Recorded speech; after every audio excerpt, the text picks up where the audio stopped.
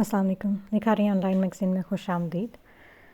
راہ الف، عیشا رحمان، قسط نمبر 16.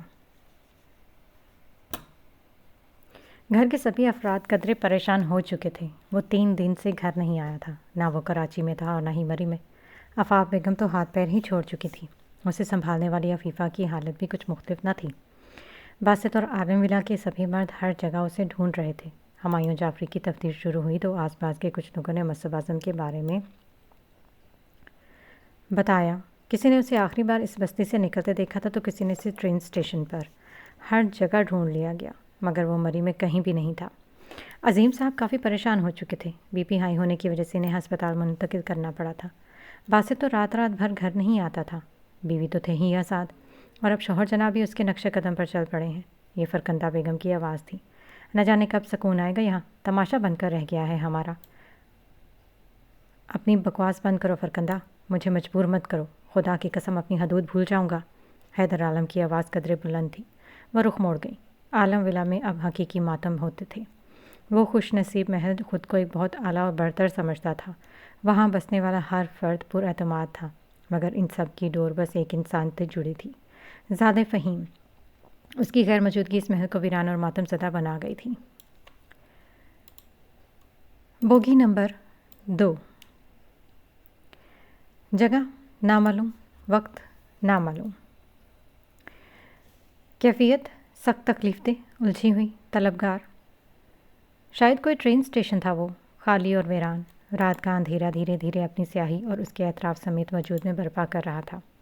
لکڑی کے آدھے ٹوٹے ہوئے بینچ پر وہ اکیلی بیٹھی تھی. وہ کسی کا انتظار نہیں کر رہی تھی. نہ اسے کوئی امید تھی. نہ ہی خود سے کوئی سوال کر رہی تھی. بینچ سے سارا فاصلے پر لگا بلب کبھی جلتا تو کبھی بجھتا. اس کی روشنی کے گرد ڈھیروں ہی مچھر منڈلا رہے تھے. اس کے عین سامنے اندھیرا تھا. شاید کوئی فصل تھی. کون سی تھی وہ نہیں جانتی تھی. اس کا بیگ اس کی گود میں پڑا تھا. حلیہ الجھا بکھرا سا سیاہ شال اس کے کندھوں کے گرد لپٹی ہوئی تھی. آنکھیں خشک اور چہرہ لا تاثر سا تھا. ٹرین کو آنے میں نہ جانے کتنا وقت تھا. وہ کب سے یہاں بیٹھی تھی. اس اسٹیشن پر بہت کم لوگ تھے. جو تھے وہ اس سے قدرے دور تھے. خیالات بھٹک رہے تھے. کچھ بیتی باتیں یوں ہی دھیان میں منڈلا رہی تھیں. انجانے میں ہی اسے کسی انسان کی پوچھی بات یاد آئی تھی. کسی نے اس سے پوچھا تھا کہ سکون کس چیز سے ملتا ہے. تب اس نے اسے کوئی جواب نہیں دیا تھا مگر آج وہ جواب اس کے ہاتھوں میں تھا. کبھی کبھی انسان سنسان ٹرین اسٹیشن کی کسی خالی بینچ پر اونچے بلب کی ایک مدھم روشنی میں بیٹھ کر زندگی کی کتاب کے کچھ زرد و پوش پنوں کو کریدنا. کچھ بیتی یادیں، کچھ پرانے زخم، کچھ تلخ قصے، بس یوں ہی دھیان میں لانا اور ہاتھ میں تھامی اس سفید ڈائری کے زرد پڑنوں پر قلم بند کرنا. آس پاس کی خاموشی اور دور کہیں حشرات کے چرچرانے کی آواز، ہلکی ہوا کے جھونکے اور سیاہ رات میں آسمان کی اس جادوئی دنیا میں چمکتے پرنور پتھروں پر نگاہ دوڑانا. اپنی قلم کو حرکت دینا اور لکھنا. زندگی سے کوئی شکایت نہیں. دھیرے سے مسکرانا. پھر اپنے اندر کا وہ خالی پن، وہ وحشت، وہ گھٹن وہیں اس خالی بینچ پر چھوڑ کر ایک گہری سانس خارج کرنا. بہت سکون دیتا ہے. اگر یہ جواب وہ کچھ عرصہ پہلے اس شخص کو دیتی تو آج وہ یوں در خوار نہ ہو رہا ہوتا. اسے شدید بھوک محسوس ہو رہی تھی. اسے یاد نہیں تھا کہ اس نے کب کھانا کھایا تھا. شاید 3 دنوں سے یا اس سے بھی زیادہ. اس نے بیگ میں ہاتھ ڈالا تو ایک پانی کی بوتل اور چپس کا پیکٹ برآمد ہوا. پانی کی بوتل خالی تھی اور چپس کے پیکٹ میں بس چند ہی ٹکڑے باقی تھے جو اب وہ سیدھا ہو چکے تھے. اس نے کھانا چاہا مگر وہ ایک ٹکڑا اس کے حلق سے نیچے نہ اتر پایا. اس نے ایک نظر خود سے کافی فاصلے پر ٹرین کی پٹری کے ایک طرف لگے لیمپ کو دیکھا. اس پر جگمگاتا اشارہ سرخ ہو چکا تھا. کچھ ہی دیر میں ٹرین کا ہارن سنائی دیا. دیکھتے دیکھتے اس خالی اسٹیشن پر ٹرین نہ رکی. وہ اٹھی اور چپس کا پیکٹ واپس بیگ میں رکھ دی ٹرین کی طرف چل دی. وہ ٹرین کے ڈبوں کو باری باری دیکھ رہی تھی. آخر اسے اپنی مطلوبہ بوگی مل چکی تھی. Bogie number 2. اس کا انتخاب ہمیشہ یہی ہوتا تھا. اس اسٹیشن سے بس 3 مسافر ہی ٹرین پر چڑھے تھے. سیٹ پر بیٹھتے اس نے ارد گرد نگاہ دوڑائی. اس سے ساتھ والی سیٹ پر کوئی نہیں تھا. نہ ہی آگے کی سیٹ پر. اس نے بیگ ایک طرف رکھتے پاؤں سیٹ پر رکھتے اپنی شال اچھی طرح سے خود پر پھیلائی. اسے شدید تھکن محسوس ہو رہی تھی. نہ جانے وہ کب سے یوں در بدر پھر رہی تھی. اسے نہ تو وقت کا احساس تھا اور نہ ہی ماہ و سال کا. انجانے میں ہی اس کے خیال میں وہ معصوم سی صورت ابھری. سالے کی آنکھوں میں آنسو نمودار ہوئے. اس نے بیگ سے موبائل نکال کر آن کیا. چارج بہت کم تھا. اسے مائدہ خالہ کو کال ملائی. کال کنیکٹ ہوئی تو سلام دعا کے بعد سوالات کی بوچھاڑ کر دی گئی. وہ کہاں ہے؟ مین سوال یہی تھا، مگر وہ اس کا جواب نہ دے سکی تھی کیونکہ وہ خود نہیں جانتی تھی کہ وہ اس وقت کہاں ہے. اسے وہ جگہ کیوں چھوڑی؟ وہ اس سوال پر خاموش ہو گئی تھی. رخسار کی آواز سنتے اس کی آنکھیں تر ہوئیں. وہ رو رہی تھی، وہ اس سے شکایت کر رہی تھی، وہ اسے واپس بلا رہی تھی، اور زالے کا دل اس کے ہر سوال پر زور سے دھڑک رہا تھا. وہ اتنی لاپرواہ کیوں ہو گئی تھی؟ وہ خود کی ذات بھلے ہی فراموش کر دیتی، مگر وہ ننھی سی جان، اس نے کیوں ایک بار بھی اس کا نہ سوچا تھا؟ کیا وہ خود غرض ہو گئی تھی؟ نہیں، ایسا تو نہیں تھا. مائدہ خالہ نے اسے واپس آنے کو کہا، مگر اس نے فی الحال کے لیے انکار کر دیا تھا. مگر اس عورت کے اصرار پر بس کچھ عرصے کے لیے ہی صحیح اسے واپس آنا ٹھیک لگا تھا. ابھی وہ بات ہی کر رہی تھی کہ موبائل فون بند ہو چکا تھا. وہ اسے بیگ میں رکھتی سیٹ سے ٹیک لگا گئی. اسے اب واپس جانا تھا. ٹرین ایک جگہ رکی تھی. زالے نے ٹی سی سے اسٹیشن کے بارے میں پوچھا. میرپور. وہ اس وقت میرپور میں تھی اور سیدہ مالا خالہ کا گھر سے کافی دوری پر تھا. وہ اسے اگلے اسٹیشن پر اتر چکی تھی. زالے نے وہاں سے جو ٹرین پکڑی تھی وہ اسی اسٹیشن پر جا رکنی تھی جہاں سے وہ اپنے سفر پر نکلی تھی. وقت گزر رہا تھا. وہ خاموش تھی، نہ خود سے بات کر رہی تھی نہ سوال. آسمان، ستارے اب زالے سے روٹھ چکے تھے. وہ اب ان سے باتیں نہیں کرتی تھی، نہ ہی وہ اپنے راز، اپنی تکلیف انہیں بیان کرتی تھی. وہ ایک پہیلی بن کر رہ گئی تھی، مگر اسے یہ وقت گزارنا تھا.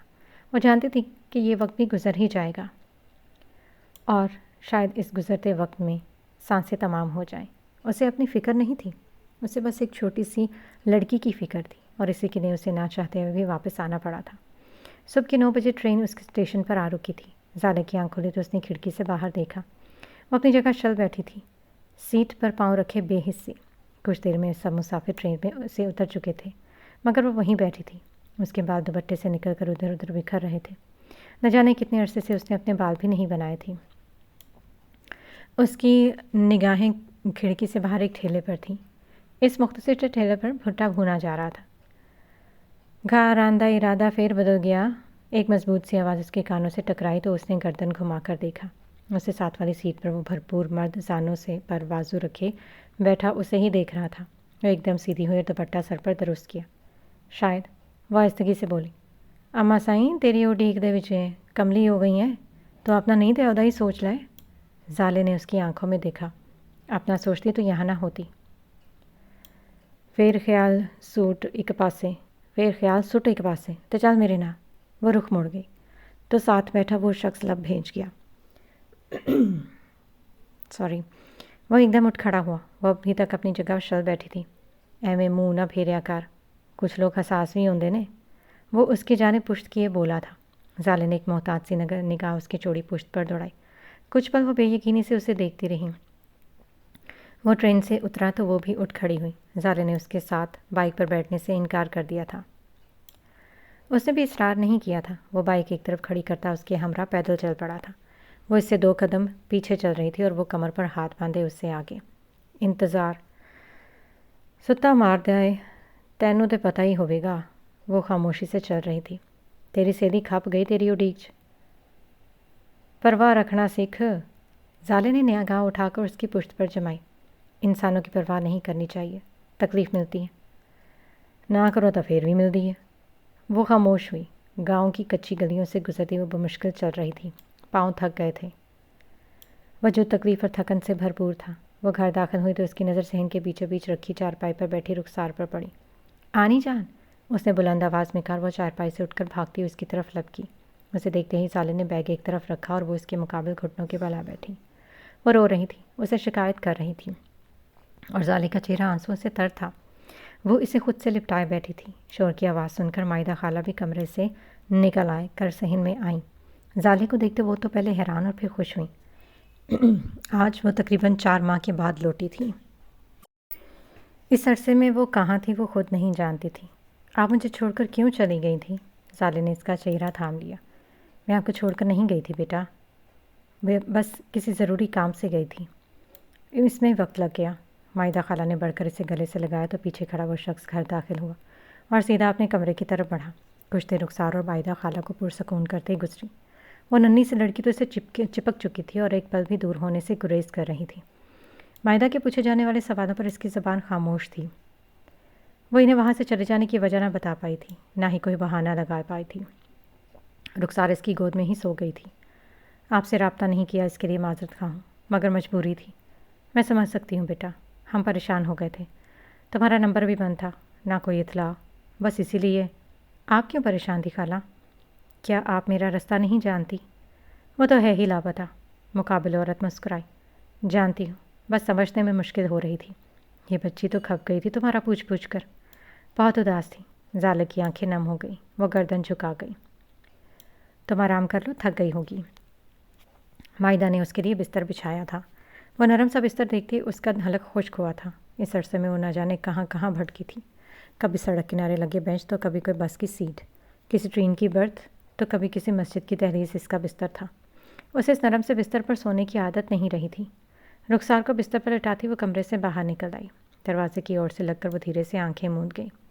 ایک طلب تھی وجود میں جو دن بدن بڑھتی ہی جا رہی تھی۔ وہ اسے جتنا کم کرنے کی کوشش کرتی، وہ اتنی ہی ضدی ہو کر اس کے حواسوں پر رقص کرتی۔ وہ چڑ جاتی تھی۔ رخسار کا دل بہلانے میں اسے پورے 2 دن لگے تھے۔ مائدہ خالہ کے ہمراہ وہ آگ کے قریب بیٹھی تھی۔ وہ روٹیاں بنا رہی تھی۔ اس نے ایک تھالی اچھے سے تیار کی، اس تھالی میں تمام لوازمات ترتیب سے سیٹ کیے۔ زالے اس تھالی کو بغور دیکھ رہی تھی۔ یہ کس کے لیے ہے خالہ؟ یہ ستار کے لیے، وہ اپنے بیٹے کا ذکر کر رہی تھیں۔ زالے نے اس بات میں سر ہلایا۔ وہ صفائی ستھرائی کا بڑا خیال کرتا ہے۔ اس کی بات پر زالے اعصاب ایک دم الجھے۔ وہ خاموشی سے اس بات میں سے سر ہلایا۔ وہ اٹھی اور تھالی اٹھاتی چل دی۔ اس کی گردن جھکی اور آنکھیں دھیرے سے بند ہوئیں۔ وہ اپنے ہاتھوں کو دیکھ رہی تھی۔ ہتھیلی پہ انجانے میں ایک آنسو گرا، اس خشک ہتھیلی کو سیراب کر گیا۔ اسے تیزی سے آنکھیں پونچھی۔ وہ ہنوز اسی جگہ بیٹھی نہ جانے کیا کیا سوچ رہی تھی۔ اسے اپنے کندھے پر ہاتھ محسوس ہوا۔ کیا سوچ رہی ہو بیٹی؟ وہ نفی میں سر ہلا گئی۔ بیتی یادیں تکلیف دیتی ہیں بیٹا، مگر ستم یہ کہ ہم چاہ کر بھی ان یادوں سے بچ نہیں سکتے۔ ہم انسان بڑے ہی ستم گر ہوتے ہیں۔ وقت تو گزر جاتا ہے مگر ہم ماضی کے تکلیف دہ پنوں کو خریدنا نہیں بھولتے۔ ہمیں عادت سی ہو جاتی ہے پرانے زخموں سے چھیڑ چھاڑ کر کے تکلیف سہنے کی۔ وہ ہلکا سا مسکرائی۔ ٹھیک کہا آپ نے، ہم بے بس ہو جاتے ہیں، نہ چاہتے ابھی ہم ان تکلیف دہ پلوں کو یاد کرنے بیٹھ جاتے ہیں۔ ہم ڈھیٹ ہوتے ہیں اور یہی ڈھٹائی ہمیں دھیرے دھیرے نگل جاتی ہے۔ اس کی آواز مدھم تھی۔ زالے، اسے ایک نظر انہیں دیکھا۔ اسے آج تک اس کے مکمل نام سے کسی نے نہیں پکارا تھا۔ ہر کوئی اسے لالا کہہ کر پکارتا تھا، سوائے ایک شخص کی۔ وہ واحد تھا جو اسے اس کے مکمل نام سے پکارتا تھا۔ تم سے ضروری کچھ بات کرنا چاہتی ہوں۔ جی کہیں۔ وہ ان کی طرف متوجہ ہوئی۔ میں جانتی ہوں کہ تم نے زندگی میں بہت تلخیاں سہی ہیں، ٹوٹی ہو، نا امید بھی ہوئی ہو، مگر وہ ماضی تھا اور آگے تو ایک مکمل زندگی باقی ہے۔ وہ سوالیہ نگاہوں سے انہیں دیکھ رہی تھی۔ کیا تم، وہ ایک پل کو خاموش ہوئی، کیا تم میری بہو بنو گی؟ زالے کی دھڑکن تھم گئی تھی۔ میں جانتی ہوں تمہیں سن کر عجیب لگے گا، مگر یہ میری خواہش ہے۔ میں نے آج تک تم جیسی لڑکی نہیں دیکھی، صابر اور دل کی صاف۔ تمہیں بھی تو زندگی جینے کا حق ہے، خوشیاں دیکھنا، انہیں محسوس کرنا تمہارا بھی تو حق ہے نا۔ وہ خاموشی سے گردن جھکائی۔ اسے تکلیف ہوئی تھی، شدید تکلیف۔ کچھ دیر وہ خاموش رہی۔ مائدہ نے اس کی تھوڑی تھام کے چہرہ اپنے مقابل کیا۔ اس کا چہرہ آنسوں سے تر تھا۔ تم رو کیوں رہی ہو؟ کیا میں نے کچھ غلط کہہ دیا؟ وہ مسلسل انہیں دیکھ رہی تھی۔ مجھے معاف کر دیں خالہ۔ پھر اس نے گردن جھکا لی۔ مائدہ اپنی جگہ سے اٹھ کر اس کے برابر بیٹھی۔ کیا ہوا بیٹے؟ کیا وجہ ہے؟ کیا تم مجھے بتاؤ گی؟ زالے کی گردن جھکی ہوئی تھی، آنکھوں سے نکلتے آنسو مسلسل زمین پر گر رہے تھے۔ میرا بیٹا ایک شریف انسان ہے، اس کا کردار اور شخصیت صاف ہے۔ میرے خیال سے تم اور وہ، سالے نے ان کا ہاتھ سختی سے تھاما تو وہ خاموش ہوئی۔ وہ کیسے خود کا ذکر کسی اور مرد کے ساتھ سن سکتی تھی؟ اسے ان کے لفظوں سے تکلیف ہوئی تھی۔ میں کسی کی امانت ہوں خالہ۔ الفاظ حلق سے بمشکل ادا ہوئے۔ خیانت نہیں کر سکتی، اسے تڑپ کر کہا۔ زالے کا دل زوروں سے دھڑک رہا تھا۔ مائدہ خاموش ہوئی، ویسے بغور دیکھ رہی تھی۔ کیا تم شادی شدہ ہو؟ وہ نفی میں سر ہلایا۔ نکاح شدہ، اس نے آہستگی سے کہا۔ مائدہ نے اس کے کندھے پر ہاتھ رکھا۔ کتنی ہی دیر وہ بھی خاموش رہی تھی۔ وہ کسی ایسے جواب کی توقع تو نہیں رکھتی تھی، مگر جو بھی تھا وہ لاجواب سی ہوئی تھی۔ کیا تم خوش ہو یا مطمئن؟ اس کا وجود لرز رہا تھا۔ میں نہیں جانتی۔ مائدہ کی مسکراہٹ گہری ہوئی۔ وہ جانتی تھی اس کا جواب، مگر وہ بس ان کے منہ سے سننا چاہتی تھی۔ مجھے معاف کرنا بیٹا، میں نہیں جانتی تھی، مگر ایک بات ضرور کہوں گی، وہ شخص خوش نصیب ہے اور شاید بد نصیب بھی۔ تم جس کی قسمت میں ہوگی وہ دنیا میں ہی جنت پالے گا، اس بات کی گواہ میں خود ہوں۔ اس نے اس کے کندھے سے ہاتھ ہٹایا۔ کچھ دیر وہ اس کے پاس ہی بیٹھی رہیں، مگر انہوں نے اس کے ماضی کے متعلق کوئی بھی بات نہیں پوچھی تھی۔ زالے کے سماعتوں تک ان کی کوئی بھی بات نہیں پہنچ رہی تھی۔ وہ شلسی بیٹھی جلتی ہوئی آگ پر نگاہیں جمائے ہوئے تھی۔ مائدہ خالہ اسے شب بخیر کہتی جا چکی تھی، مگر وہ اپنی جگہ پر منجمد تھیں۔ ماضی نگاہوں کے سامنے رقص کرتا اسے بے بس کر رہا تھا۔ ارد گرد خاموشی، مگر اس کے وجود میں ایک شور برپا تھا۔ سوالات اور گواہی کی جنگ چھڑ چکی تھی۔ سوال اس کے قدم دھیمے کر رہے تھے اور کردار کی گواہی انہیں مضبوط کر رہی تھی۔ آنکھوں سے نکلتا نمکین پانی لبوں تک آ پہنچا تھا اور اس کے خشک پپڑی زدہ لب تڑپ اٹھے تھے۔ وجود میں ہلکی سی حرکت بھی نمودار نہیں ہو رہی تھی۔ وہ اداس تھی۔ وہ اس ایک شخص سے ہار گئی تھی۔ وہ مان چکی تھی کہ وہ اس کے بغیر نہیں جی پائے گی، مگر ضمیر آڑے آ چکا تھا۔ ضد راہ میں پتھر اٹکا چکی تھی۔ خود سار تڑپ وجود تک ہی محدود رہ گیا تھا، مگر وہ تھی تو ایک لڑکی، ایک کمزور سی، نادان سی، شوخ سی لڑکی۔ وہ کیسے نہ ہار جاتی؟ وہ جگہ نہ جانے کون سی تھی۔ اس کے ارد گرد ڈھیروں افراد موجود تھے۔ کوئی گا رہا تھا تو کوئی مشاعرے کے کھڑا اپنے لفظوں کے جوہر دکھا رہا تھا۔ محفل میں چمکتی ہوئی روشنی عجیب تھی۔ لوگوں کے چہرے میں اسے اپنے خلاف طنز دکھائی دے رہے تھے۔ یوں معلوم ہو رہا تھا جیسے وہ کچھ بول رہے ہیں اور اسی کے دامن کو داغدار کرنے کی کوشش کی جا رہی ہے۔ وہ ایک کونے میں زمین پر بیٹھا ان سب کو تک رہا تھا۔ وجود شل اور حواسوں سے عاری تھا۔ ایک آدمی کی آواز بلند ہوئی۔ کانٹے ہوں یا کلیاں ہوں، بس محبوب کی گلیاں ہوں، ساتھ تمہارے چلنا ہے، عشق کی آگ میں جلنا ہے، چیر کے دیکھو دل یہ میرا، اس پہ لکھا ہے نام تیرا۔ دیوانگی کیا چیز ہے، دیوانوں کو بس ہے پتہ۔ اس آدمی کی آواز بلند تھی۔ اس کا ساتھ دینے والے اس کے پیچھے پیچھے گنگنا رہے تھے۔ وہ انہیں بغور سن رہا تھا۔ ہر کوئی بول رہا تھا، مگر وہ خاموش بیٹھا تھا۔ ایک آدمی نے اپنے ساتھ بیٹھے شخص کے کندھے پر ہاتھ رکھا تو انہوں نے بیک وقت اسے دیکھا۔ اس آدمی نے ہاتھ کے اشارے سے سب کو خاموش رہنے کا کہا۔ اس رنگ بھرنگی محفل میں خاموشی چھا گئی۔ کیوں بھئی شیر جوان، خاموش کیوں بیٹھے ہو؟ کچھ سناؤ گے نہیں آج؟ مسد کی ساکت ہوئی آنکھیں گڑبڑائیں۔ اس کا حلیہ اجڑ چکا تھا، کسی بھٹکے ہوئے بکھرے ہوئے اب نارمل انسان کی طرح۔ اس کا ایک بازو گھٹنے پر تھا اور ایک بازو گود میں بے حس و حرکت پڑا تھا۔ سبھی اس کی طرف متوجہ تھے۔ وہ شاید کچھ سوچ رہا تھا، شاید لفظوں کو ترتیب دے رہا تھا۔ تیرا دیدار جو ہو میسر، فقط ایک پل ہمیں۔ آہاں، وہاں موجود ہر شخص نے بیک وقت کہا، تیرا دیدار ہو میسر، فقط ایک پل ہمیں۔ سب نے اس کے کہے گئے الفاظ دہرائے۔ تیرا دیدار ہو جو میسر، فقط ایک پل ہمیں، ہم اس پل پہ قصیدہ عشق لکھیں۔ اس نے بلند آواز میں کہا۔ ہائے اوئے! تمام افراد کی بیک وقت آواز بلند ہوئی۔ سب نے بھرپور آواز بلند کرتے اسے سراہا۔ مصب کے چہرے پر ہلکی سی مسکان ابھری تھی۔ ایک آدمی اٹھ کر اس کے برابر آ بیٹھا۔ اس نے مصب کے کندھے پر ہاتھ رکھا۔ آج تو سنا جوان، ہم سب سنیں گے۔ اس بڑی سی محفل کے سبھی لوگ اس کی طرف متوجہ تھے۔ مصب نے اس کا ہاتھ اپنے کندھے سے ہٹایا۔ سنا جو دل میں ہے، نکال باہر پھینک، کچھ ہم بھی تو سنیں۔ یہ ماں کا شہزادہ کس نے رول دیا؟ سب نے بیک وقت اسے جوش دیا ہے۔ اس نے پلکیں جھپکی تو ان میں آئی نمی پلکوں سے ہوتی رخسار تک آ پہنچی۔ کچھ دیر وہ خاموش رہا۔ دل بھی تیرا، روح بھی تیری، آنسو بھی تیرے، مسکراہٹ بھی تیری، یادیں بھی تیری، آرزو بھی تیری، حاصل بھی تیرا، لا حاصل بھی تیرا، زندگی اور سانسیں بھی تیری۔ دیکھ اب یوں تو نہ کر، کچھ تو مجھ میں میرا چھوڑ۔ اس نے خفگی سے کہا۔ ہائے شاہ جی ہوئے ہوئے! وہاں بیٹھا ہر شخص بول اٹھا تھا۔ کئی افراد اپنی جگہ سے اٹھ کر اس کے مقابل آ بیٹھے تھے۔ دل جیت لیا ای جوان! ساتھ بیٹھے شخص نے اس کا کندھا تھپکا۔ لگتا ہے بڑے لمبے سفر سے آیا ہے، ایک آدمی نے مسکرا کر کہا۔ عرض کر، ساتھ والے نے پھر اسے سراہا۔ وہ مسلسل سامنے دیکھ رہا تھا۔ اس کی نگاہ خود سے کچھ فاصلے پر جگمگاتے الفاظ پر تھی۔ دیوانوں کی محفل، سرخ و گولڈن رنگ کے لفظوں میں کافی بڑا بڑا لکھا تھا۔ ایک جھلک کو تیری ہوں ترسا ہوا، تجھ کو دیکھے ہوئے ایک عرصہ ہوا۔ آخری لفظ پر اس کی الفاظ دڑکھڑائے اور ایک شدت بھری آہ بلند ہوئی۔ اس آہ کے اختتام پر رکے ہوئے آنسو بہہ نکلے تھے۔ اس کی گردن جھک چکی تھی۔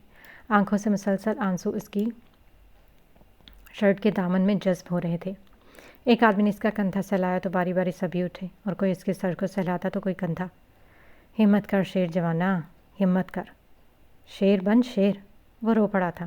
نہ جانے وہ کس کا کندھا تھا، وہ کس کا دامن تھا جو مصعب اعظم کے آنسوں کی زد میں آ چکا تھا۔ وہ تکلیف، وہ شدت، وہ آہیں نہ جانے کون کون سن رہا تھا۔ کوئی اس پر ہنس رہا تھا تو کوئی افسوس کر رہا تھا، کوئی اس کی تکلیف سے واقف تھا تو کوئی انجان۔ مگر جو اس وقت اس کے اندر تھا، وہ احساس، وہ تکلیف، وہ شاید کوئی ایک انسان بھی نہ سمجھ پاتا۔ شاید اسے لاپتہ ہوئے پورے 2 ہفتے ہو چکے تھے۔ مصعب اعظم کی تصویر کے ساتھ لاپتہ ہونے کی ڈیٹیل سبھی شہروں کے تھانوں میں پہنچ چکی تھی، اور اس کی خوش نصیبی تھی کہ تفتیش کے زیر اثر اس کا ایک ٹھکانہ مل چکا تھا۔ باسط سمیت عالم صاحب اور عظیم صاحب وہاں پہنچ چکے تھے۔ وہ انہیں لاہور میں ایک دیوانوں کی محفل سے ملا تھا۔ اس کا حلیہ بہت عجیب ہو چکا تھا۔ عظیم صاحب تو اسے یوں دیکھ کر رو پڑے تھے۔ ان کا لاڈلا بیٹا، وہ سلجھا ہوا سیلف کانشیس انسان، وہ نہ جانے کیا بن چکا تھا۔ اسے اپنا کوئی ہوش نہیں تھا۔ وہ دیوانہ ہو چکا تھا، تھوڑا بہت نہیں، جنون کی حد تک۔ اور عبدالباری کہتا تھا، یہ دیوانگی خوار کرواتی ہے۔ وہ اسے گھر تو لے آئے تھے، مگر وہ خاموش ہو چکا تھا۔ آفاق بیگم اور عفیفہ سمیت ہر کوئی اسے بہلاتا تھا، سمجھاتا تھا، اس سے باتیں کرتا تھا، مگر انہیں جواب میں بس خاموشی ملتی تھی۔ میں نے اکثر لوگوں کو کہتے سنا ہے کہ حقیقی زندگی میں محبت کی مدت بہت کم ہوتی ہے۔ ایک وقت تک ہی انسان پاگل اور دیوانہ رہتا ہے، جیسے جیسے وقت گزرتا ہے وہ نارمل ہو جاتا ہے۔ لوگ کہتے ہیں یہ عشق محبت کی باتیں بس کتابوں تک ہی محدود ہیں۔ کوئی کسی کے لیے بھلا پاگل کیسے ہو سکتا ہے؟ کوئی کسی کو اتنا کیسے چاہ سکتا ہے کہ وہ اس کے لیے اپنی ذات تک فراموش کر دے، وہ اپنی پہچان بھول جائے؟ لوگ سنتے ہیں، پڑھتے ہیں اور ہنس دیتے ہیں، مگر وہ ناواقف ہوتے ہیں اس عشق جیسی بلا سے، اس دیوانگی سے، اس جنون سے۔ یہ عشق کسی سے بھی ہو سکتا ہے۔ اللہ سے ہو جائے تو انسان مرتے دم تک دیوانہ ہی رہتا ہے۔ نہ اس کا عشق کم ہوتا ہے، نہ ہی مٹتا ہے۔ اگر انسان سے ہو جائے تو اسے ایک ایسی راہ پر چلنے پر مجبور کر دیتا ہے جس پر چلتے اسے اپنی ذات، اپنی پہچان، اپنی انا اور اپنا وجود بے مول لگتا ہے۔ وہ اس انسان سے عشق ہی نہیں کرتا، وہ اسے پوجنا شروع کر دیتا ہے۔ وہ اپنے وجود پر تمام تر حقوق اس ایک انسان کو سونپ دیتا ہے، بالکل کسی کٹ پتلی کی طرح، اور وہ محبوب کی فقط ایک مسکراہٹ کے لیے اپنی ذات تک فراموش کرنے میں دیر نہیں لگاتا۔ ہاں، یہ سراسر پاگل پن ہے۔ مگر کس نے کہا کہ عشق عقل و فہم والوں کی میراث ہے؟ یہ راہ بس کچھ خاص اور چنندہ لوگوں کے لیے ہی حصے میں ہی آتی ہے، اور یہ راہ الف کہلاتی ہے۔ رب سے ہو تو حاصل منتہا، انسان سے ہو تو باغی۔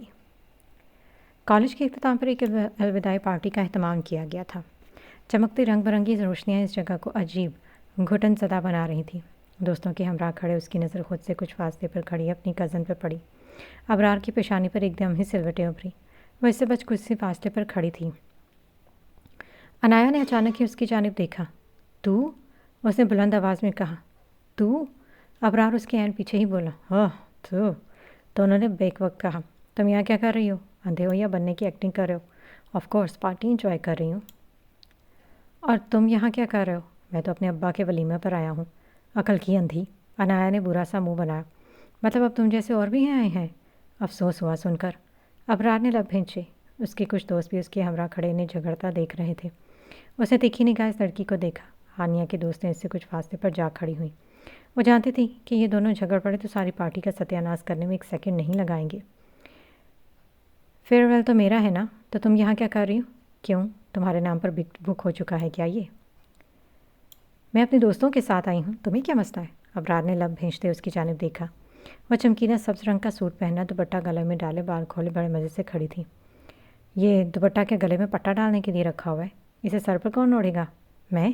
عنایا نے سوالیہ نگاہوں سے اسے دیکھا۔ میرا دوپٹہ میری مرضی، گلے میں ڈالو یا ٹانگوں پر باندھو، تمہیں کیا؟ تم نا زیادہ زبان نہ چلایا کرو، تمہارے یہ جھاڑو جیسے بال نا اکھاڑ کر ہاتھ میں رکھ دوں گا، اسے سر پر اوڑھو ابھی، وہ لب بھینچتے بولا۔ تمہیں مسئلہ کیا ہے مجھ سے؟ جاؤ جا کر اپنی پارٹی انجوائے کرو۔ وہ ایک قدم اس کی طرف بڑھا تو عنایا نے ایک قدم پیچھے لیا۔ ابرار کی آنکھوں میں غصہ تھا، وہ اس نے نگاہیں گھمائی۔ اس وقت میں تم سے بحث کرنے کے موڈ میں نہیں ہوں، یہاں میرے دوست بھی موجود ہیں اور دیکھ نہیں رہی کہ کتنے لڑکے ہیں یہاں، اور تم یہ بھینس کی طرح اپنے بال چھٹکاتی پھر رہی ہو؟ کوئی شرم، کوئی حیا کرو، دوپٹہ سر پر اوڑھو، اس نے غصے سے کہا تو عنایا نے لب بھیجتے اسے دیکھا، مگر وہ اس وقت واقعی اس سے اس بات پر لڑائی نہیں کر سکتی تھی۔ اس نے گلے سے دوپٹہ کھینچ کر ایک جھٹکے سے سر پر اوڑھا۔ لو مرو، وہ غصے سے بولی۔ یہ اتراوا نہ دیکھو اب میں، دفعہ کیوں نہیں ہو جاتے تم اب؟ جان چھوڑو میری۔ اس نے ہاتھ جوڑتے اس سے فاصلہ بنایا۔ وہ تیکھی نگاہ اسے دیکھتا اپنے دوستوں کے قریب جا رکا۔ وہ اس ہوٹل سے باہر نکلی تو اس کی نظر پارکنگ میں بائک درست کرتے اس پتیلے کے منہ والے پر پڑی۔ اس کے ہمراہ اس کی ایک دوست بھی تھی۔ ابرار نے بائک اس کے قریب آ کر روکی۔ کس چیز پر جاؤ گی؟ میں چلی جاؤں گی۔ وہ رخ موڑ گئی۔ اس کی دوست نے اس سے الوداع کہا اور وہ اپنے موبائل پر نگاہیں مرکوز کی۔ آؤ میں چھوڑ دیتا ہوں، ویسے بھی آپ ہی کے پاس ہی جا رہا ہوں۔ بڑی مہربانی تمہاری، تمہارے ساتھ جانے سے اچھا میں پیدل چلی جاؤں۔ ابرار نے ایک نظر آس پاس دیکھا، وہاں کئی افراد تھے۔ میں نے کہا بیٹھو، رات کافی ہو گئی ہے، کہاں خوار ہوتی پھرو گی کیبس میں۔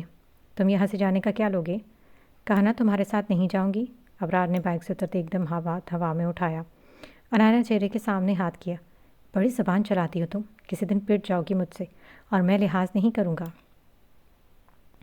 کہا نا چپ چاپ بیٹھو۔ انایا نے لب بھینچتے اسے دیکھا، مگر وہ کچھ کہہ نہ سکی تھی۔ بائک سٹارٹ کرتا وہ اسے دیکھ رہا تھا۔ بیٹھو۔ بیٹھ رہی ہوں، مر کیوں رہے ہو؟ وہ لب بھینچتی منہ میں مسلسل کچھ بڑبڑا رہی تھی۔ سر پر جمع دوپٹہ اس نے سختی سے تھام رکھا تھا۔ وہ ٹھنڈ کی وجہ سے کافی سلو ڈرائیو کر رہا تھا۔ تم سے تیز تو بیل گاڑی چلتی ہے، وہ بڑبڑائی۔ اس نے ایک آئی برو اٹھاتے گردن گھما کر اسے دیکھا اور ایک دم ہی بائک کی سپیڈ تیز کی۔ وہ کافی تیزی سے گاڑیوں کو کراس کر رہا تھا۔ بائک کے میٹر پر پیلے رنگ کی سوئی سو سے ہوتی ہوئی 120 پر رکتی تو کبھی اس سے آگے جاتی۔ پیچھے بیٹھی لڑکی کی سانسی ہوا میں ہی اٹک گئی تھی۔ وہ بھی کسے چھیڑ بیٹھی تھی؟ اس نے سختی سے اس کی شرٹ کندھے سے جکڑ رکھی تھی۔ سپیڈ کم تو نہیں کہیں؟ وہ بلند آواز میں بولا۔ پاگل گدھے، وہ چلائی۔ اوکے۔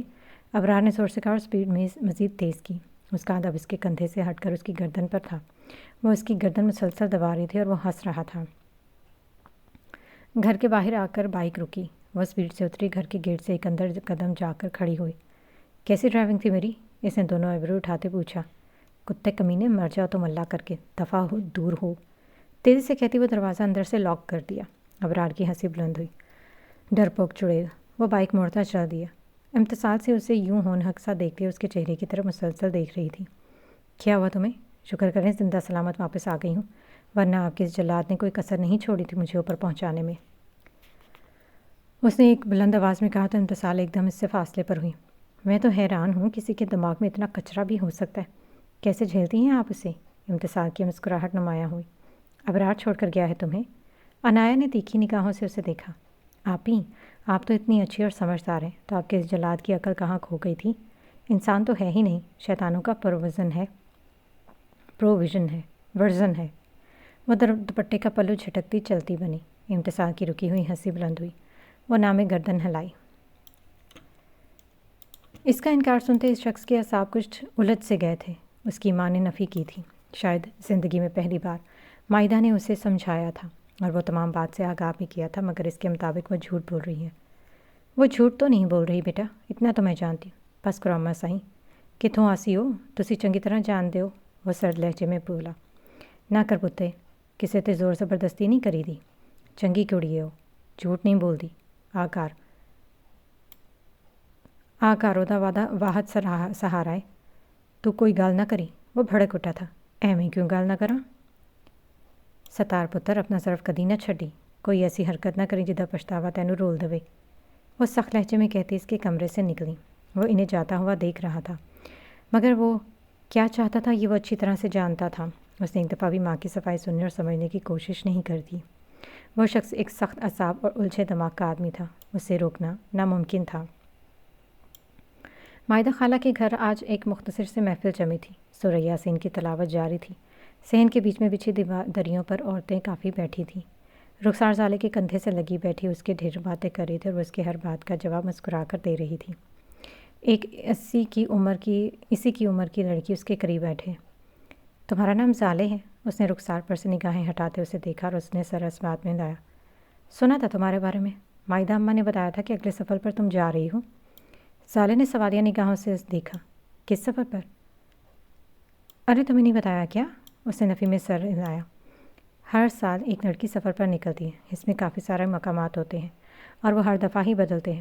تمہیں ایک کتاب اور پتے کی لسٹ دی جائے گی، یہ بس اسی پر ہی چلنا ہے۔ اس نے ایک نظر مائدہ خالہ پر دوڑائی۔ اسے تو کسی نے نہیں بتایا تھا اس بارے میں۔ اللہ پاک تمہیں ہمت اور حوصلہ دے، وہ آمین کہتی لمبی سانس بھری۔ محفل کا اختتام ہوا تو وہ اپنی جگہ سے اٹھ کر مائدہ خالہ کے قریب آ بیٹھی۔ میں کہیں جا رہی ہوں کیا؟ مائدہ نے سر اس بات میں ہلایا۔ مگر کہاں؟ اور آپ نے پہلے نہیں بتایا اس بارے میں؟ میری بچی، جانے والے کو پہلے کہاں اطلاع دی جاتی، بس نکل سے پہلے اسے آگاہ کیا جاتا ہے، یہ ہمیشہ یاد رکھنا۔ وہ کچھ پل خاموش سی رہیں۔ اپنا سامان باندھ لو، تمہیں آج شام نکلنا ہے۔ سالے نے الجھی سی نگاہوں سے انہیں دیکھا۔ وہ پوچھنا چاہتی تھی کہ وہ کہاں جا رہی ہے، کتنے عرصے کے لیے، اور اسے کیا کرنا ہوگا، مگر وہ بس خاموشی سے انہیں دیکھتی رہی۔ رخسار کی فکر مت کرو، میں نے اسے سمجھا دیا ہے اور اس کی حفاظت کا ذمہ میرا ہے، تو تم بے فکر رہنا۔ وہ سر اس بات میں ہلایا۔ وہ اپنا کچھ سامان اپنے بیگ میں رکھ رہی تھی، اس میں بس کپڑے تھے۔ رخسار اس کے قریب کھڑی اسے نہ جانے کون کون سی باتیں کر رہی تھی۔ اس کی بس ایک بات سالے کی سماعتوں تک پہنچی تھی۔ آپ میرے پاس واپس آئیں گی نا؟ وہ اپنا بیگ ایک طرف رکھتی اس کے مقابل آ بیٹھی۔ میں آؤں گی بیٹا، بس تو میرا انتظار کرنا۔ آنی جان آپ کے پاس واپس ضرور آئیں گی۔ وہ مسکراتے اس کے گرد بازو حمال کیے۔ میں انتظار کروں گی۔ سیدہ مائدہ نے اس کے ہاتھ میں ایک چھوٹی سی ڈائری تھما دی۔ اس پر تمام مقامات کے ایڈریس تھے۔ اسے وہاں جانا تھا اور سیدھی اور شفاف تبلیغ کا علم بلند کرنا تھا۔ جلد ملیں گے بیٹی۔ وہ مسکرائی اور مائدہ خالہ سے گلے ملتی نکل پڑی۔ اس کے ہمراہ چلتا شخص خاموش سا تھا۔ شام کے وقت گاؤں میں جلتی روشنیاں بہت کم تھیں، کچی سڑکیں دھیرے دھیرے سیاہ ہو رہی تھیں۔ تو انکار کیوں کیتا؟ وہ مضبوط آواز میں سوال کر رہا تھا۔ زالے کے اعصاب سخت ہوئے۔ تمہیں خالہ نے یقیناً وجہ بھی بتائی ہوگی۔ کوئی وجہ نہیں، کوئی اصلی وجہ دس۔ وہ ایک پل کو رکی۔ وہ چلتا ہی جا رہا تھا۔ کیا وہ اسے جھوٹا کہہ رہا تھا؟ اس کے رکے قدم چل پڑے۔ کیا تم اتنا نہیں جانتے کہ ایک عورت نکاح میں ہوتے ہوئے کسی دوسرے مرد سے نکاح نہیں کر سکتی؟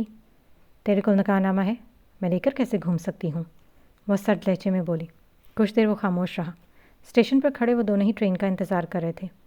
اشارہ سرخ ہوا تو سالے نے بیگ کندھوں پر ڈالا۔ اس کا چہرہ ڈھکا ہوا تھا۔ ٹرین رک چکی تھی اور وہ اپنی شال درست کرتی اس کی طرف بڑھی۔ زالے، وہ مضبوط آواز اس کے قدم روک گئی۔ تیری پہچان نامعلوم نہیں ہو سکتی، میرے نام دی مہر قبول کر لیں تو میں نے پسند ہے۔ اس کی آواز بلند تھی۔ کچھ لمحوں کے لیے اس مختصر سے ٹرین اسٹیشن پر سناٹا سا چھا گیا تھا، یوں جیسے کسی نے چلتی آوازیں میوٹ کر دی ہوں۔ سامنے کھڑی لڑکی اس کی طرف پش تھی۔ وہ مڑ کر اسے نہ دیکھ سکی تھی، وہ دیکھنا چاہتی بھی نہیں تھی۔ اس کے اعصاب اتل پتل سے ہوئے تھے۔ وہ حیران تھی، اس شخص کے الفاظ پر نہیں، وہ خود پر حیران تھی۔ کیا اس کی پہچان نامعلوم تھی؟ کیا لوگ اسے تنہا اور لاوارث سمجھتے تھے؟ وہ تو کسی کی امانت تھی، اس شخص کا نام ہی تو اس کی پہچان تھی، مگر کون جانتا تھا اسے نامعلوم ٹھہرایا گیا تھا۔ اس سے بڑی نااہلی بھرا ظالم اثر اعظم کے لیے ہو سکتی تھی؟ آنکھیں بھر آئی تھیں، قدم لڑکھڑا گئے تھے۔ وہ لاجواب سی ہوئی تھی۔ ٹرین کا ہارن بلند ہوا تو اس کی پلکوں پر رکے آنسو ٹپک کر گر پڑے۔ پیچھے کھڑا شخص خاموشی سے کھڑا اسے دیکھ رہا تھا۔ وہ اپنی جگہ سے ہلی اور ٹرین کے دروازے پر جا کھڑی ہوئی۔ میں تیری اڈیک کراں گا، آواز مدھم اور شائستگی سے بھرپور تھی۔ لالا کا وجود لرز گیا تھا۔ وہ تیزی سے اس کی نگاہوں سے غائب ہوئی۔ وہ سیٹ پر گر چکی تھی، آنکھوں سے آنسو مسلسل نکل کر دامن میں جذب ہو رہے تھے۔ میں انتظار کروں گا۔ اس نے ایک دم ہی کانوں پر ہاتھ رکھے۔ وہ سر گھٹنوں میں دیے بے آواز رو رہی تھی۔ یوں ستاؤ مت، آئی نیڈ یو سالے۔ اس کی آواز بلند ہوئی تو اس نے منہ پر ہاتھ رکھتے بلند ہوتی آواز حلق میں ہی قید کی۔ اسے خود پر افسوس ہو رہا تھا۔ دل چاہ رہا تھا اپنی سانسیں اپنے ہاتھوں سے روک دے۔ کوئی کیسے اسے نامعلوم کہہ سکتا تھا؟ کیسے؟ وہ تھی کسی کی، اس شخص کی جس نے اس نے بے انتہا محبت کی تھی۔ وہ نامعلوم نہیں تھی تو کیسے وہ اسے لاورث سمجھ سکتا ہے؟ وہ کیسے اس کے نام کے آگے سے دل و جان سے عزیز لقب مٹا سکتا ہے؟ اسے تو آج تک وہ خود نہیں مٹا سکی تھی۔ روتے اسے اپنے سر کا پچھلا حصہ سن ہوتا محسوس ہوا۔ آنکھوں کے سامنے ہلکی سی دھندلاہٹ پھیل رہی تھی۔ اعصاب مدھم ہوتے محسوس ہو رہے تھے۔ اس نے سیٹ سے ٹیک لگائی اور اس کی آنکھیں دھیرے سے بند ہوئی۔ شاید وہ ضبط کی انتہا تھی۔ وہ انتہا اس کے اعصاب فراموش کر ڈالتی تھی، اور وہ کچھ دیر ہی سہی مگر سکون محسوس کرتی تھی۔ مگر یہ سکون کسی کی نیندیں برباد کرنے میں معاون ثابت ہوتا تھا۔ اگر کبھی قسمت سے اس کی آنکھ لگ ہی جاتی تو کسی تلخ خواب کے زیر اثر وہ اس قدر عجلت میں اٹھتا کہ اٹھ کر اپنے کمرے سے نکل کر گھر کے پچھلے حصے کی طرف ہی بھاگ پڑتا۔ وہ چیختا چلاتا تھا اور بے قابو سا ہو جاتا تھا۔ وہ خود کو نوچتا تھا اس قدر سختی سے کہ اس کے ارد گرد موجود لوگ اس کی چیخوں اور حالت سے خوف کھا اٹھتے تھے۔ اس کے منہ سے اگر کوئی نام نکلتا تو وہ بس ایک تھا، میری سالے۔ اس کے علاوہ اور کوئی لفظ بھی نہیں۔ اس کی حالت کو نظر رکھتے ہوئے باسط اب اس کے ساتھ ہی سوتا تھا۔ مصرف کے کمرے کی کھلی کھڑکی کے سامنے زمین پر اس کے روبرو بیٹھا باسط اسے بہت غور سے دیکھ رہا تھا۔ تم ٹھیک ہو؟ बासत ने एहतियातन पूछा। मुझे क्या होना है? वो सिगरेट का धुआं हवा में तहरीर करता बोला। तुमने कभी खुद को आईने में देखा है? वो खामोश रहा। क्या हालत हो गई है तुम्हारी? क्यों इस कदर लापरवाह हो चुके हो तुम ऐसे तो नहीं थे मसब। वो मुस्कुरा दिया। तुम धुतकार की अजियत से नावाकिफ़ हो, तुम्हें समझाना नामुमकिन है बासत। बासत ने इसके हाथ से सिगरेट लेके बुझा दी। इतनी स्मोकिंग मत किया करो। मसब ने इसकी आंखों में देखा। बासत इससे निगाहें चुरा रहा था। मुकाबिल शख्स उससे यूँ देख रहा था जैसे वो सब जानता हो, बस वो खामोश था। तुमने उसकी मदद की थी ना? बासत के असाब एकदम ही दुरुस्त हुए, मगर वो इस वक्त उससे झूठ नहीं बोल सकता था। उसने गर्दन झुका दी। क्यों? तुमने ऐसा क्यों किया था बासत? वह ऐसा चाहती थी। तुम नहीं जानते थे इस वक्त उसकी कैफियत क्या थी। तुम मुझसे बेहतर जानते थे क्या? वो लब भेजते बोला। उसने कहा वो जाना चाहती और मैंने बस उसकी बात मानी थी। क्यों मानी थी? तुम ना मानते हो तो आज मेरी ज़ाले मेरे पास होती। बासत ने उलझी सी निगाहों से उसे देखा। तुम क्या बस अपने बारे में ही सोचते हो? तुमने कभी उसके बारे में नहीं सोचा? वो नहीं रहना चाहती थी तुम्हारे साथ। मसब की आंखें तर हुई। वो मुसलसल उसे देख रहा था। क्या मैं इतना ही बुरा था बासत कि वो मेरे साथ रहना ही नहीं चाहती थी? बासत ने लंबी सांस भरी। उसने क्या कहा था तुझसे? वो उठ के करीब हुआ। पता ना, कुछ तो कहा होगा ना उसने मेरे बारे में। जाने से पहले कोई एक लफ्ज़? बासत ने उसकी जानिब देखा और वो नफ़ी में सर हिला गया। तू झूठ बोल रहा है। उसने ज़रूर कहा होगा, मुझे बुरा भला कहा होगा, कोसा होगा। बासत ने नफ़ी में सर हिलाया। एक लफ्ज़ भी नहीं कहा था उसने। पलकों से होते हुए वो आंसू रुखसार को ढांप गए। उसकी ज़बान पर तुम्हारे लिए एक लफ्ज़ भी नहीं था मसब। न शिकवा, न शिकायत, न गिला। उसकी गर्दन झुक चुकी थी। उसकी आवाज़ लरज़ रही थी।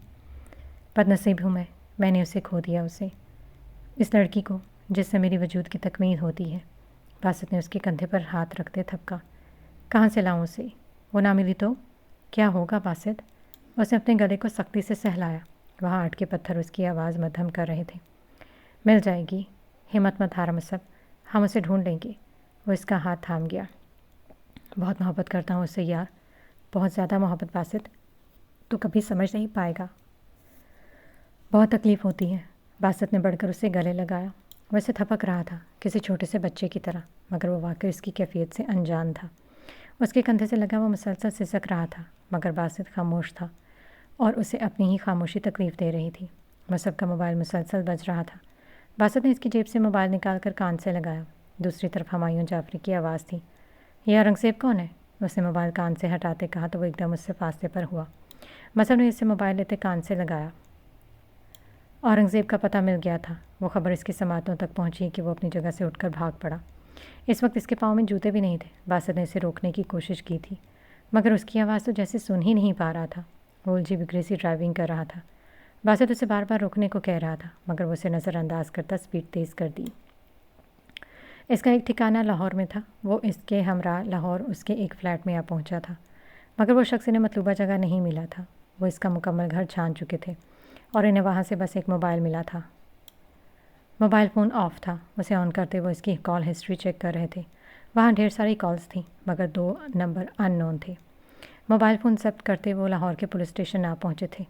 पहला नंबर तो बंद था और दूसरे नंबर पर बेल जा रही थी, मगर कोई फ़ोन नहीं उठा रहा था। शब भर उसकी निगाह अपने ऐन सामने बनी इस कदीम बिल्डिंग पर थी। मस्जिद शब भर। वो हमेशा से यहाँ आना चाहती थी। इस मस्जिद की तारीख से वो काफ़ी मुतासिर थी। यह दिन यादगार मुसलमानों ने फ़कत एक रात में मुकम्मल की थी। इस मस्जिद के इर्द गिर्द ढेरों ही दुकानें और ठेले थे। वो अंदर जाना चाहती थी, मगर इससे पहले उसे एक ज़रूरी काम करना था। मस्जिद के पीछे बने मिज़ान बैंक के ATM से उसने कुछ रकम निकलवाई थी और वो एक दफ़ा फिर मस्जिद के बाहर आ रुकी। ज़ाले की निगाहें लकड़ी के इस दरवाजे पर लिखी तहरीर पर थी। मस्जिद तो बना दी शब भर मैं ईमान की हरारत वालों ने, अब मन अपना पुराना पापी है, बरसों में नमाजी में न बन सका। उसने ज़ेरे लब वो तहरीर दोहराई। वो इकबाल का शाहकार था। वो अंदर दाखिल हुई तो उसके सामने पत्थर की सफ़ेद सीढ़ियाँ थीं। बाएं तरफ 2 वॉशरूम्स थे। वो सीढ़ियाँ चढ़ती ऊपर की तरफ चल दी। सीढ़ियों के इख्तिताम पर बाएं हाथ एक छोटा सा हॉल था जो बस 2 सफ़ों पर ही मुश्तमिल था। इस हाल में 2 आदमी मौजूद थे। एक नमाज़ पढ़ रहा था तो दूसरा शायद मोबाइल इस्तेमाल कर रहा था। उनके पीछे एक मुख्तसर सा वज़ू खाना था। ज़ाले ने अपना बैग एक तरफ रखा और वो वज़ू करने बैठ गई। उसने शाल से अपना चेहरा पोंछा। आप वहाँ अंदर नमाज़ पढ़ सकती हो बेटा, दरवाज़ा खुला ही है। उसे अपने अकब से आवाज़ सुनाई दी। वह इस बात में सर हिलाती सामने बड़े दरवाजे की तरफ चल दी। वह एक छोटा सा हाल था, वहाँ 3 सफ़े थी, वहाँ इसके अलावा और कोई नहीं था। वह बैग एक तरफ रखती नमाज अदा करना शुरू हो चुकी थी। नमाज के बाद 2 नफल अदा करते उसके मोबाइल की घंटी मुसलसल उसकी समातों से टकरा रही थी। उसे नवाफल से फरागत पाते मोबाइल फ़ोन देखा। कोई अननोन नंबर था। वह उसे वापस बैग में रखती दुआ के लिए हाथ उठाए। दुआ में मांगने को तो बहुत कुछ था, मगर वह इस वक्त बस एक चीज़ मांगना चाह रही थी, सुकून। अपने लिए नहीं, किसी और के लिए। उसके लबों पर किसी और के लिए सुकून और आराम की तलब जारी थी, क्योंकि वो जानती थी कि सुकून मैसर ना हो तो इंसान बेलगाम और खोखला हो जाता है।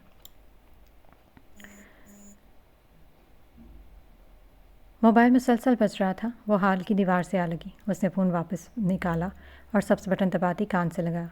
अस्सलाम वालेकुम, उसने मध्यम आवाज़ में कहा। मोबाइल की दूसरी जानिब मौजूद वो शख्स शल सा हुआ था। ये आवाज़ तो वो करोड़ों में भी पहचान सकता था। इसके ख्वाबों की तकमील एक किसी आवाज़ से ही होती थी। हेलो, उसने फिर से कहा। ज़ाले। जवाब में आने वाली आवाज़ मध्यम थी, मगर वो इस कदर शिद्दत भरी थी कि ज़ाले का दिल ज़ोरों से धड़का था। उसने मोबाइल कान से हटाते स्क्रीन को बेयकीनी से देखा।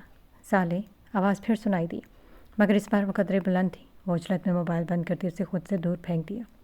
उसके हाथ सुनर वजूद लरज़ उठा था। वो अपने दोनों बाजू घुटनों के गिर्द बांधे। उसकी सांसें लम्हों में तेज़ हुई थीं। आंखें आंसुओं से तर हो चुकी थीं, मगर हलक खुश्क था। मोबाइल की स्क्रीन फिर जगमगा उठी। साले ने स्क्रीन पर उभरता नंबर बगौर देखा। वो तो इसी का नंबर था। वो कैसे न देख सकी थी। दूसरी जानिब वो पागल सा हो रहा था। बासत और हमायूं से संभालने में नाकाम हो रहे थे। कॉल उठाओ ज़ाले, उसने बुलंद आवाज़ में कहा। Pickup, come on, pick up the call for God's सेक। उसकी आवाज़ इंतहाई बुलंद थी। सर, लोकेशन मिल गई है, उसके मोबाइल से लैपटॉप कनेक्ट किए बैठा आदमी तेज़ी से बोला। हमायूं और बासत समेत मसब ने तेज़ी से उसकी जानिब देखा। शालम मार्केट से ज़रा फासले पर एक मस्जिद की लोकेशन है। मसब ने हाथ में पकड़ा मोबाइल एक तरफ फेंका और वो थाने से बाहर की तरफ दौड़ पड़ा था। मसब रुको, बासत ने बुलंद आवाज़ में कहते उसके पीछे दौड़ लगाई। वो इस वक्त जिस थाने में मौजूद थे वो उस लोकेशन से ज़्यादा दूर नहीं था। वो बिना किसी की सुने बस भागता ही जा रहा था। वो भागता हुआ लोगों से जा बजा टकरा रहा था। हमायूं जाफरी ने अपनी जेब इसके पीछे घुमाई। वो इसे रोक रहे थे, मगर वो तो सुन ही नहीं पा रहा था। उसके मोबाइल पर नोटिफिकेशंस मुसलसल आ रहे थे। वो स्क्रीन को बेयकीनी से देख रही थी। साथ ने लरसते हाथों से मोबाइल थामा। स्क्रीन भरी पड़ी थी बासित के मैसेजेस से। ज़ाले के हाथ कांप रहे थे। वो आ रहा है। वो पैगाम था कि कोई ग्रेनेड जो सीधा इसके सर पर फोड़ा गया था। मोबाइल की स्क्रीन एकदम ही धुंधली हुई और वो एक झटके से उठ खड़ी हुई। उसने मोबाइल बैग में रखा और अपनी शाल अपने गिर्द अच्छी तरह फैलाती वो तेज़ी से इस हाल से निकलकर सीढ़ियों की तरफ भाग पड़ी थी। वो तेज़ी से इस मस्जिद से बाहर निकली और सड़क पर आते ही उसने एक ऑटो पकड़ा और वहाँ से निकल पड़ी। जीप की ब्रेक मस्जिद शब भर के बाहर आ लगी थी। वो गाड़ी से निकलकर अंधाधुंध अंदर की जानिब दौड़ पड़ा था। वो इस कदर तेज़ रफ्तारी बेध्यानी में भागकर अंदर दाखिल हुआ कि दरवाजे की नुक्कड़ ज़ोर से उसके कंधे से टकराई। बस कुछ ही देर लगी थी उसे यहाँ आने में, मगर वो वहाँ नहीं थी। वो बस कुछ लम्हे पहले यहाँ मौजूद थी, मगर अब वो नहीं थी। वो चिल्ला उठा था। इसकी धाड़ इस कदर बुलंद थी कि मस्जिद में मौजूद आदमी और आसपास के लोग मस्जिद के बाहर आ रुके। Zale, how could you do this to me, Y? बासत ने उसे कंधों से जकड़ा। मसद, काम डाउन, वो यहीं कहीं होगी, ज़्यादा दूर नहीं गई होगी। हमायूं जाफरी ने मोबाइल कान से लगाते अपने बंदों को बाखबर किया और हर बस स्टेशन और ट्रेन स्टेशन पर चेक करने का ऑर्डर जारी किया। ट्रेन स्टेशन का नाम सुनते मसद के असाब एकदम ही दुरुस्त हुए। ट्रेन स्टेशन, वो वहीं गई होगी, वो वहीं है बासत। वो उसकी गिरफ्त से निकलकर बाहर की जानिब भाग पड़ा। वो ऑटो से उतरती स्टेशन की तरफ चल दी। वो तेज़ तेज़ चल रही थी। लोगों की भीड़ इतनी ज़्यादा थी कि बचाव के बावजूद वो इससे टकराते हुए गुजर रहे थे। वो तेज़ी से फ़ेज़ 2 की तरफ बढ़ी। उसने वहाँ से टिकट खरीदी और तेज़ी से सीढ़ियाँ उतरती ट्रेन की तरफ चल दी। लोगों की आमदरफ्त कदरे ज़्यादा थी। मगरिब का वक्त और वो दूर कहीं अजान की आवाज़ बुलंद हो रही थी। वो अपनी मतलूबा बोगी ढूंढ रही थी। ढूंढते ढूंढते अचानक से उसकी निगाहें चकराईं और आंखों के सामने एक पल को अंधेरा सा छा गया। ज़ाले ने एकदम अपना सर जकड़ा और वह ट्रेन की बॉडी के साथ हाथ रखती रुकी। उसका सर बुरी तरह से चकरा रहा था। सर में शदीद झमाके हो रहे थे। जीप स्टेशन के बाहर आ रुकी। वो उतरकर तेज़ी से अंदर की जानिब भागा। सीढ़ियाँ उतर तरफ वो लोगों में जा बजा लग रहा था। ज़ाले, ज़ाले, उसकी आवाज़ बुलंद थी। وہاں موجود لوگ اسے عجیب نظروں سے دیکھ رہے تھے۔ ٹرین چل چکی تھی اور وہ دھکم دھکی سے بچتا ٹرین کی طرف بھاگ رہا تھا۔ اس کی حواس درست ہوئے تو اسے پیچھے سے کسی کا زوردار دھکا لگا۔ وہ اپنی جگہ سے قدرے آگے ہوئی۔ زالے نے سر سے ہاتھ ہٹاتے ٹرین کی طرف دیکھا۔ وہ چل چکی تھی۔ وہ دھیرے دھیرے چلتی بھاگ پڑی تھی۔ اس کی سپیڈ اتنی زیادہ نہیں تھی مگر ٹرین کی سپیڈ دھیرے دھیرے اب بڑھ چکی تھی۔ زالے، کہاں ہو تم؟ زالے! وہ بلند آواز اس کی سماعتوں سے ٹکرائی تھی اور اس کی نیم کھلی آنکھیں ایک پل میں ہی مکمل کھل گئی تھیں۔ بھاگتے ہوئے اس نے مڑ کر دیکھا مگر اسے بس لوگوں کی بھیڑ دکھائی دی۔ ٹرین کے دروازے کے ساتھ لگا ہینڈل پکڑتی ہوئے ایک جھٹکے سے دروازے کے اندر داخل ہوئی۔ مسب کی نگاہیں ہر طرف گھوم رہی تھیں۔ وہ بلند آواز میں اس کا نام پکار رہا تھا۔ اس کی نگاہیں ہر طرف اٹھ رہی تھیں۔ اس نے گھوم کر خود سے کچھ فاصلے پر دیکھا تو اس کی نگاہیں اٹک گئی تھیں۔ شاید وہ کوئی ہیولا تھا مگر اس سیاہ رنگ کی شال سے لپٹے ہوئے ہیولے کی پلٹ کر دیکھنے پر مسب کے بڑھتے قدم تھک گئے تھے۔ اس نے ایک ہاتھ سے اپنے چہرے کے گرد دوپٹہ تھام رکھا تھا۔ وہ اس کی طرف پلٹی تھی، وہ لڑکی جو پلٹنا نہیں جانتی تھی۔ زالے! اس کے حلق سے بمشکل ادا ہوا۔ مسب کے قدم تیز ہوئے اور وہ اس سے بس کچھ ہی فاصلے پر تھی۔ وہ اتنی دور سے بھی اس کی آنکھوں میں چمکتے سفید موتی بآسانی دیکھ سکتا تھا۔ زالے پلیز رک جاؤ۔ اس کی آواز بلند ہوئی تو ٹرین کے دروازے میں کھڑی وہ لڑکی تیزی سے اس کی نگاہوں سے غائب ہوئی۔ زالے رک جاؤ، رک جاؤ۔ وہ بھاگ رہا تھا۔ ٹرین کی سپیڈ تیز ہو چکی تھی۔ وہ اتنی تیز تھی کہ وہ اس کی بھاگ کر دروازے تک نہیں پہنچ سکتا تھا۔ وہ دیوانہ وار اس گولے کھاتی ٹرین کے پیچھے دوڑ رہا تھا۔ اس کا بیگ اس کے کندھے سے سرک کر سیٹ کے قریب گر چکا تھا۔ باسط اس کے پیچھے بھاگ رہا تھا۔ زالے، خدا کے لیے رک جاؤ، مت جاؤ، وہ بلند آواز میں چلایا۔ لالا! اس نے چیخ کر کہا تو وہ آواز اس کے کانوں تک جا پہنچی تھی۔ وہ تڑپ گئی تھی۔ اس کا وجود لڑکھڑا گیا اور وہ سیٹ کے قریب گر پڑی۔ لالا رک جاؤ! وہ اسے پکار رہا تھا، بس پکار ہی نہیں رہا تھا، وہ التجا کر رہا تھا اور التجا بھی طرف سے بھرپور۔ مت جاؤ مجھے چھوڑ کر، رک جاؤ۔ وہ اتنی تیزی سے بھاگ رہا تھا کہ اس سے سانس لینا بھی مشکل ہوتا جا رہا تھا۔ اس نے ایک دم ہی کانوں پر ہاتھ رکھے اور وہ زمین سے پیشانی ٹیکتی بلند آواز میں رو پڑی۔ کانوں پر رکھے اس کے ہاتھ مضبوط تر ہوتے جا رہے تھے۔ وہ چیخیں اس کی سماعتوں کو گھائل کرتی ہوئی گزر رہی تھیں۔ بھاگتے ہوئے جا بجا لوگوں سے ٹکرا رہا تھا۔ کسی کا کندھا اس کے کندھے سے ٹکرایا تو وہ توازن برقرار نہ رکھتا زمین بوس ہوا۔ وہ جس رفتار سے بھاگ رہا تھا گرنے پر وہ کتنی ہی دور تک گھسیٹتا ہوا الٹ پلٹ ہوتا گیا تھا۔ باسط نے اس کے پیچھے بریک لگائی۔ باسط! اسے روکو، وہ جا رہی ہے، وہ پھر جا رہی ہے مجھے چھوڑ کر، اسے روک لو باسط۔ اس کے سر سے خون نکل رہا تھا۔ باسط نے اسے جکڑ رہی ہے۔ وہ اسے روک رہا تھا، اسے تھام رہا تھا اور وہ اس کی گرفت سے نکل رہا تھا۔ وہ جا رہی ہے، وہ باسط میری زالے، وہ پھر چلی گئی، وہ چلی گئی۔ اس کی چیخ بلند ہوئی تو باسط نے اسے سختی سے گلے لگایا۔ زالے! حواس چل ہو رہے تھے۔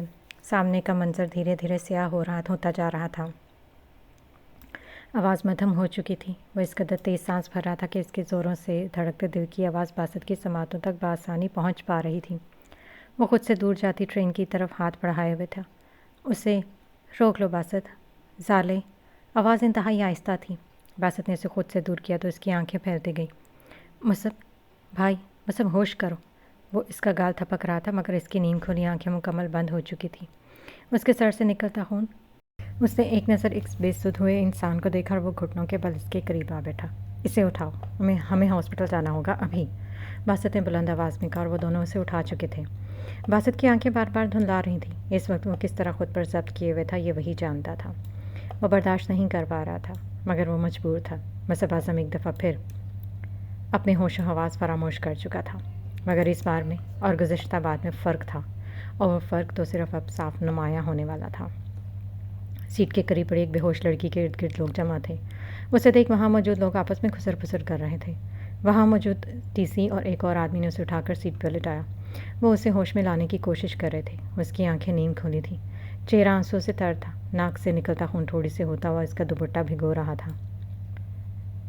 ایمرجنسی کی صورت میں ٹرین کو اسٹیشن سے 3 اسٹیشن چھوڑ کر ایک اسٹیشن پر روک دیا گیا تھا۔ اس بے ہوش لڑکی کو قریبی ایک ہسپتال پہنچا دیا گیا تھا مگر وہاں اس کے پاس رکنے والا کوئی نہیں تھا۔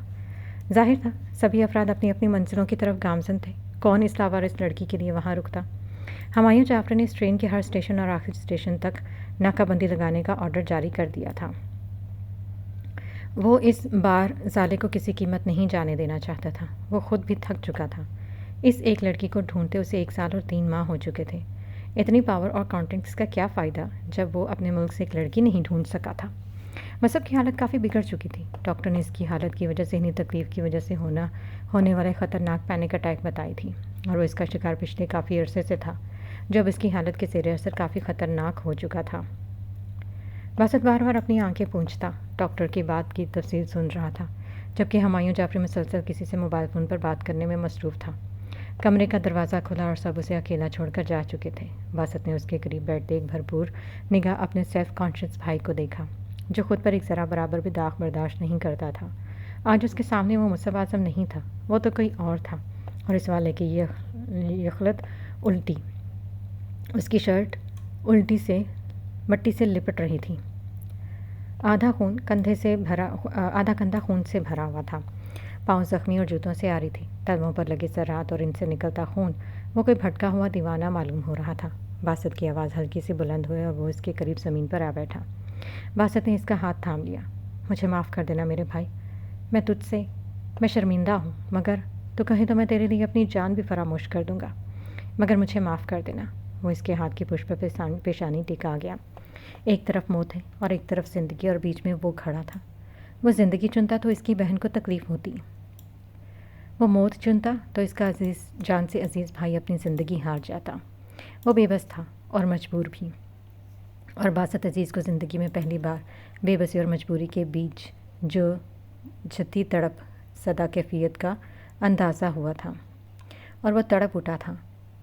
مگر وہ دو آزاد پرندے تو ایک عرصے سے کیفیت کے زیر اثر تھے، وہ تو ان کی تکلیف اور اس کیفیت کا اندازہ لگانے سے پہلے ہی مچل اٹھا تھا۔ اس کے حواس لوٹے تو آس پاس چمکتی روشنی سے اس کی آنکھیں چندھیا گئیں۔ نیم آنکھیں کھولے وہ آس پاس دیکھ رہی تھی۔ اس کے قریب ایک نرس تھی، وہ کبھی اس کے بازو پر لگی ڈرپ میں انجیکشن بھرتی تو کبھی اس کے چہرے کی طرف دیکھتی۔ کچھ دیر میں آنکھیں مکمل کھل چکی تھیں۔ کیسا فیل کر رہی ہو اب؟ ہیزیٹیشن محسوس ہو رہی ہے؟ نرس نے نرمی سے پوچھا۔ وہ نفی میں سر ہلا گئی۔ میں یہاں کیسے آئی؟ کچھ لوگ لائے تھے تمہیں یہاں، شاید ٹرین میں تمہاری طبیعت بگڑ گئی تھی۔ کیا تمہیں یاد ہے تمہارے ساتھ کیا ہوا تھا؟ زالے کے اعصاب الجھے، یاد کرنے پر بس اسے وہ چیخ و پکار، وہ چیخیں ہی سنائی دے رہی تھیں۔ اس کی سانسیں ایک پل میں تیز ہوئی اور آنکھیں وہ موند گئیں۔ وہ چہرہ وہ وہی تھا، مگر وہ کتنا بدل گیا تھا۔ لالا، اس کی سماعتوں سے وہ الفاظ ٹکرائے تو بند آنکھوں سے آنسو نکل کر کانوں کے کناروں سے پھسل گئے۔ تم ٹھیک ہو؟ وہ اپنے حواس درست کرتی اٹھ بیٹھی۔ میرا بیگ؟ کیا کسی کے پاس میرا بیگ تھا؟ نرس نے انکار کر دیا۔ کوئی بیگ نہیں تھا، وہ شاید ٹرین میں ہی رہ گیا تھا۔ زالے نے سر جکڑ لیا۔ اس میں اس کی ڈائری تھی جس پر اس کے سفر کی ڈیٹیل تھی۔ اب وہ کہاں جائے گی اور کیسے؟ پیسے، کارڈ، سب کچھ تھا اس بیگ میں۔ وہ لمبا سانس بھر گئی۔ وہ کیا کریں؟ اس سے کچھ سمجھ میں نہیں آ رہا تھا۔ ایک طرف اس کی زندگی تھی اور دوسری طرف الجھی بکھری تڑپ سے بھرپور سڑک۔ وہ زندگی کی طرف چل پڑتی تو اس تک پہنچنے سے پہلے ہی سانسیں تمام ہو جاتی۔ وہ بھاگ جانا چاہتی تھی، اتنی دور جہاں اس کے ارد گرد کوئی ایک انسان بھی نہ بستا ہو۔ کبھی دل تڑپ اٹھتا تھا ایک نظر اس بے رحم انسان کو دیکھنے کے لیے۔ احساس بے قابو ہو جاتے تھے، وہ بے بس ہو جاتی تھی۔ وہ اس کے سامنے تھا اور وہ نہیں تھا جسے وہ چھوڑ کر آئی تھی۔ وہ چہرہ، وہ انسان، وہ زالے کی روح تک کو جھنجھوڑ کر رکھ گیا تھا۔ وہ اپنے بازو سے ڈرپ نکال کر اٹھ کھڑی ہوئی۔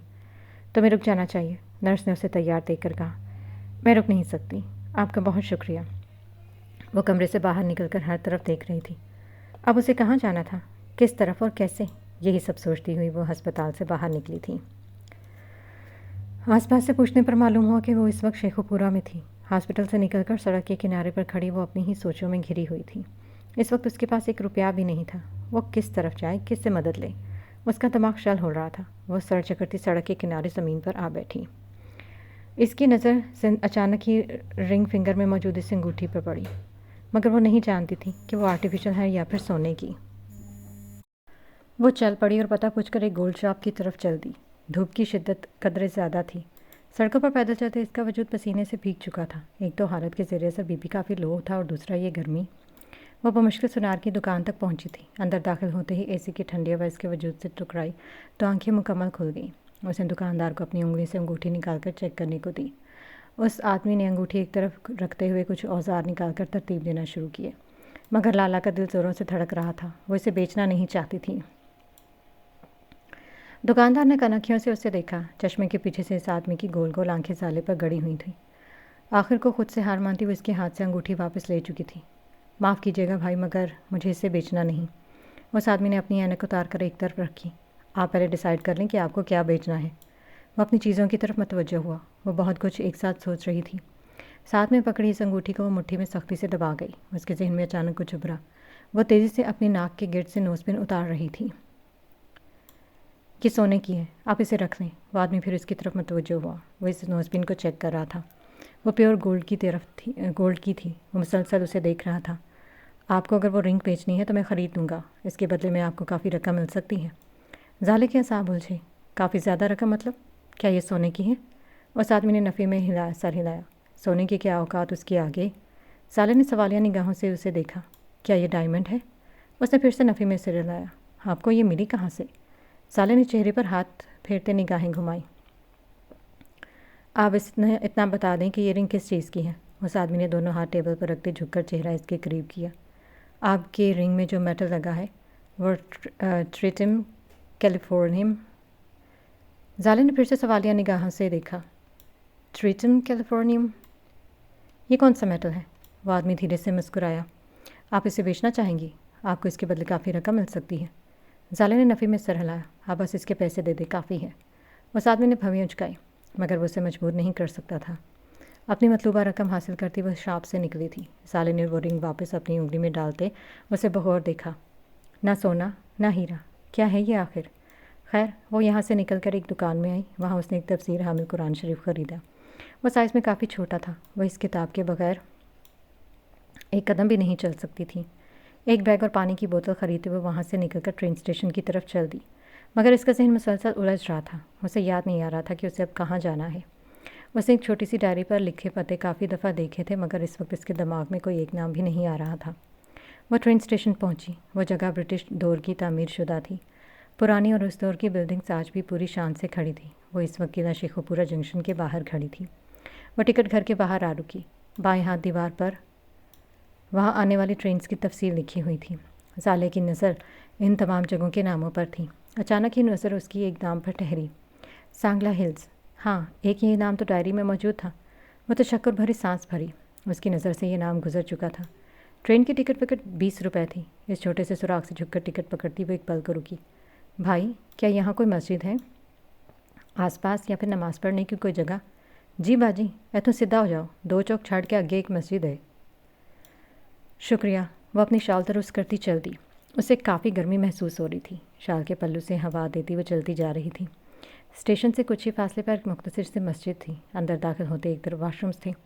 وہ لوہے کے جالی دار گیٹ سے آگے ایک کشادہ ہال تھا۔ وہاں کوئی نہیں تھا۔